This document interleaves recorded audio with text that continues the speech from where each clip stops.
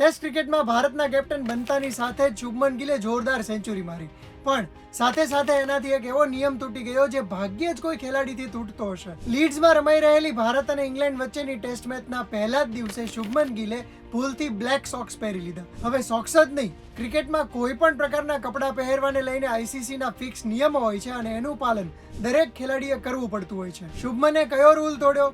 તો એણે ICC clothing and equipment રૂલ્સનો 19.45મો નિયમ તોડ્યો, જેમાં ટેસ્ટ ક્રિકેટમાં ખેલાડીઓને માત્ર 3 જ કલરના સોક્સ પહેરવા અલાઉડ હોય છે, જેમાંથી એક છે વ્હાઇટ, બીજો છે ક્રીમ અને ત્રીજો છે લાઇટ ગ્રે.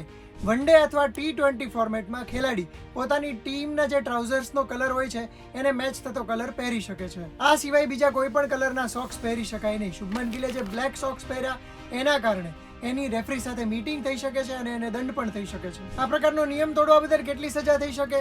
તો જાણી જોઈને કરાયેલો લેવલ 1 ઓફેન્સ સાબિત થાય તો 10 થી 20% જેટલી મેચ ફીનો દંડ થઈ શકે છે. અને એ સિવાય ધારી લો કે મોજા ભીના હોવાના કારણે એને બીજા કલરના મોજા પહેર્યા કે એવું કોઈ આકસ્મિક કારણ હોય અથવા તો ભૂલથી કરાયેલી ભૂલ હોય તો પછી કોઈ પણ સજામાંથી એ બચી શકે છે. આ સિવાય પહેલા દિવસની રમતમાં બીજો પણ એક નિયમ તૂટ્યો હતો. ભારતને કોઈ પણ પ્રકારનું બેટ ફેરવ્યા વગર 5 રન એક્સ્ટ્રા મળી ગયા હતા. એક તરફ જ્યાં શુભમન ગિલ અને જયસ્વાલ ઇંગ્લેન્ડના બોલરોની ધોલાઈ કરી રહ્યા હતા, ત્યારે 51મી ઓવરમાં એક બોલ જઈને કીપરના હેલ્મેટને અથડાયો. હવે ક્રિકેટમાં જ્યારે આ પ્રકારની ઘટના બનતી હોય છે ત્યારે બોલને ઓબ્સ્ટ્રક્ટ કરવા બદલ જે બેટિંગ કરતી હોય એ ટીમને 5 રન મળી જતા હોય છે અને ફિલ્ડિંગ ટીમને પેનલ્ટી લાગતી હોય છે. આ બોલ દરમિયાન શુભમન અને જયસ્વાલ રન નહોતા દોડ્યા, પણ જો રન દોડ્યા હોત તો એ રન પણ એમાં એડ થઈ જાત. આ સિવાય આ પ્રકારના બોલને ડેડ બોલ ગણવામાં આવતો હોય છે. આઈસીસી જે રૂલ બુક ફોલો કરે છે મેરિલબોર્ન ક્રિકેટ ક્લબ એટલે કે MCCની, એના લો 28માં આ પ્રકારનો રૂલ મેન્શન છે. આ તો થઈ ગઈ ક્રિકેટના નિયમોની વાત, પરંતુ વિરાટ કોહલી અને રોહિત શર્માની ગેરહાજરીમાં આ જે નવી ટીમ ઇન્ડિયા છે